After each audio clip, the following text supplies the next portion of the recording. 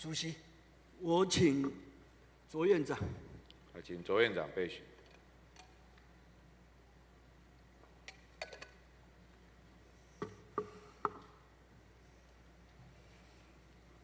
黄委员好。卓院长好，辛苦了。不会，这个我们隔了3个多月，我知道这3个多月，你应该也对我们行政院的院务，应该这策力许多哦。努力中，努力中。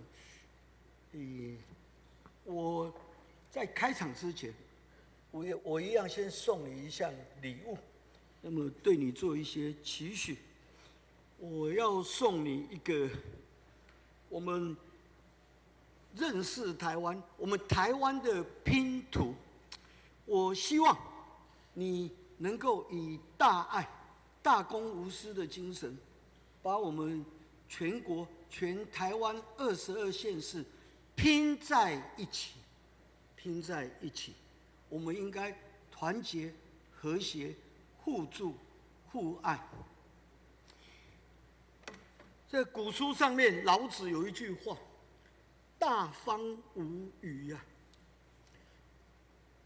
真正大的形状是没有角落的，也就是说，我们看待我们自己国家，我们不能让我们国家有任何阴暗的角落。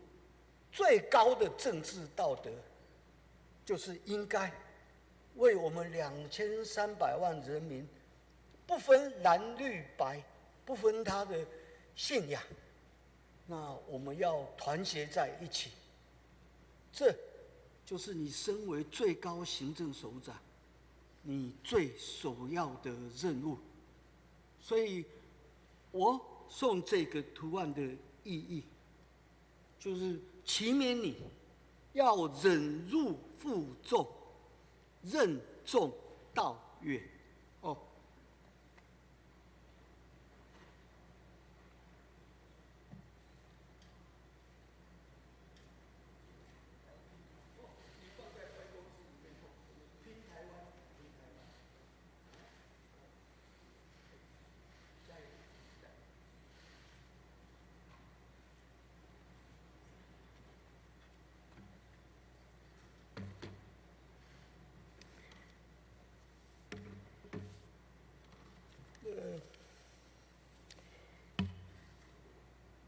院长，我们这几天啊看到的，不管是电视、广播、网络，最大的一项我们政府的宣传，现在我们集中在打诈释法通过了，我们要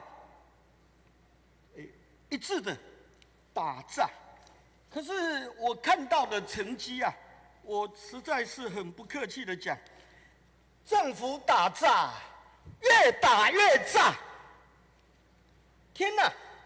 我们前年111年29000件的诈欺金额，财产损失73亿，到去年啊，院长，去年高达38000件，已经增高到88亿元。嘿，今年更惨。今年，尤其是我们宣告了，好不容易7月份通过了打诈专法，结果呢，打诈专法通过以后，这些诈骗集团集体的向我们政府公权力挑衅宣战。今年7月，打诈专法通过以后，今年7月。光是诈骗金额高达110亿，不打紧8月更高，要提升27亿，137亿。天哪！光是今年7月1个月，就抵去年1整年，当然也赢过前年1整年。8月更是，给我们政府重一击，不打紧，要更加强火力， 137亿，院长，这个我说明一下哈，我不敢否认说打诈的事件还是很多，但是数字的差距是我们在计算呈现出来的标准是不一样的。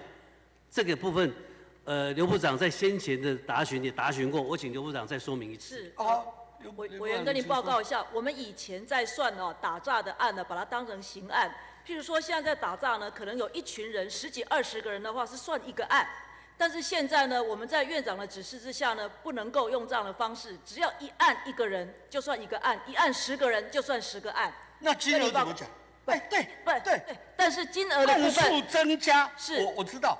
我认为这就像火灾一样，你们把认定的标准又放更宽。那另外一个这个是好，这个是对。另外，在165报进来的时候，就是报案人他的主观上认定他损失多少金额，我们就把它列进去。这就是为什么每天打诈仪表板都可以定时来公布这个打诈的案数跟打诈的财损数。但是真正的部分要等我们变成全班刑案的时候来计算。真的在做。我讲到打诈仪表板我讲到165。我讲到这个，我就想到速发部，这个速发部，我简单5个字：饭桶速发部。我不晓得他在干什么。打诈的事情完全落到警政署的手上。人家警政署至少有做点事。你刚刚讲的165，那就是只有警政署，就警政署做的。是院长，你知道吗？警政署布置这165 App 防诈专网。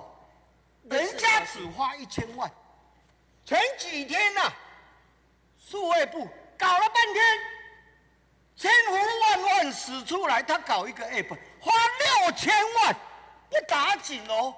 他那个6000万的 app， 大家可以去看。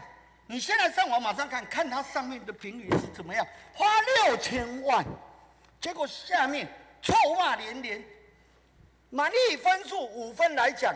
他只有2.8分，然后现在速发部做不了任何事情，他每年就增加预算，光这一点院长，那个部长你先等一下，我先问一下院长，对速发部你要怎么处理？你觉得他们这样做对吗？谢谢委员提醒，他本来就要设立一个平台，让所有受到这种错误讯息的人，可以在平台上去查询。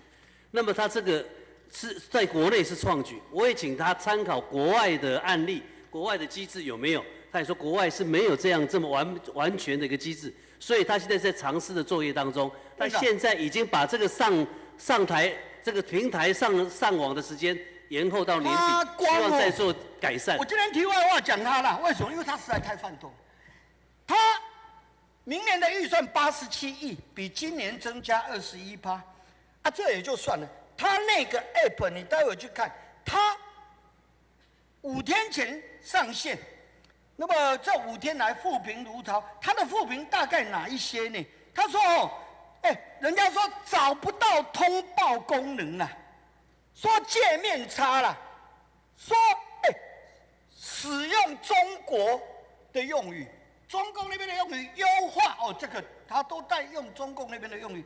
再来呢，通知后没有结果，这是最糟糕。你看看人家警政署的165，至少那个165的功能，那个院长你看一下，我画面上会放165的功能这么多，花1000万，这个饭桶数位部花6倍的钱，下面负评如潮。所以院长，我希望说你今天就下令他干脆撤掉算了。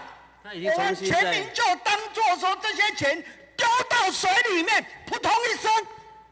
我抱歉，那个速发部他已经在重新检讨，这个平台会往后延，希望在做里面的改善。往后延我们在出席看的时候也提出相关的。我看他延了就不要出来了啦，那干嘛要闹鬼嘛？一群饭桶啊！我会严格的去检视未来的功能要呈现出来，才让它上架。他还多可恶哪一点呢？负责跟国外这些网络平台 ，FB、Google、Line， 所有这些的联系是由速发部。他老兄一点能力都没有，什么都没干。结果，事实上我们很多可以用的，比方说我们有跟台日交流协会有做一个司法合作备忘录，它可以好好运用啊。它不，我们跟美国也有台美互助，台美司法互助已经20年的历史哎。他不懂，那他可以好好来问警政署啊，好好谈一谈。所以我在想时间到了，不用给他机会了，直接，要不然就直接由内政部、由警政署，直接借由台美司法互助，借由台日我们之间的交流、司法的合作，那这有签了合作备忘录啊，我们赶紧跟他们来谈，说像这样重大这些诈骗案，如何让 LINE、让 Google、让 Facebook 他们愿意交出太多，现在还设置的这些平台，什么呢？这个 GoDaddy 啦、NameZero 啦，一堆啦，这些啊，他们现在都完全不搭理我们。数位部联络上，不但没有达到任何结果，他也没有跟我们院内其他部位互相来研究，通通没有。那个院长，因为时间有限主席是不是停一下？我喝个水好吗？喝个水哈。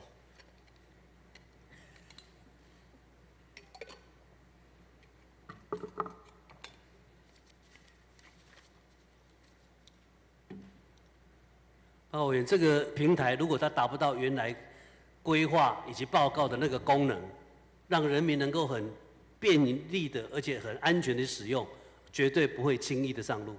对，很好，有这一句答复，我觉得这样就觉得很够。好，我们的警察啊，我用3句话形容了：劳苦功高，出生入死，薪水过低了。那个院长、部长，你知道吗？今年啊，光是到8月份的到前天的统计啊，我们已经有8位警察自杀身亡。那这5年来，不连这8位中，我们有51件通报警察自杀，但是有31位警察不幸身亡。那我们查过这不幸身亡的警察里面，只有6位曾接受过署里面做的这个心理咨商，也就是说，我们那个心理咨商的覆盖率太低了。是，我们在努力改善检讨当中。那我觉得这跟待遇非常有关。现在你知道吗，院长、部长，我们数十店大夜班的员工起薪新进人员起薪4万1，我们做了5年的警察，平均他们的薪水5万2。好了，现在广告说有啦，警察招生广告说，薪水有6万，但是那个是含其他，比方说首都都会加急还有含加班费等等。那所以我总而言之一句话，这个结果会导致什么？导致我们现在警察的人数严重不足。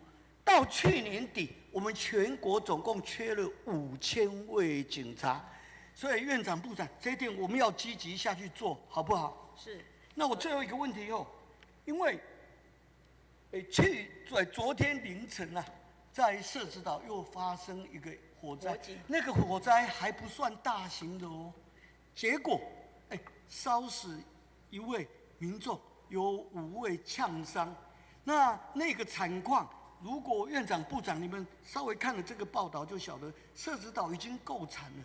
在那边容留的租户都还是透过社会局媒介过来，社会最底层的3、5千块、5、6千块这样子的租金。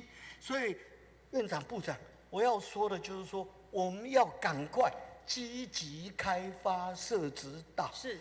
社子岛在台北市政府寻求各方专家、民众的意见之后，那么这个案子就是低密度的生态社子岛开发。那院长，我也获得部长的首肯，部长也为了这个案子也去主动拜访了这个蒋万安市长。那我认为这是我们在朝在野合作一个很好的案子，开发了社子岛，还给社子岛民众一个公道，同时也会带动周边社子、葫芦岛、南港地区的发展，所以这个事情是迫在眉睫，应该立刻开发，好不好？是。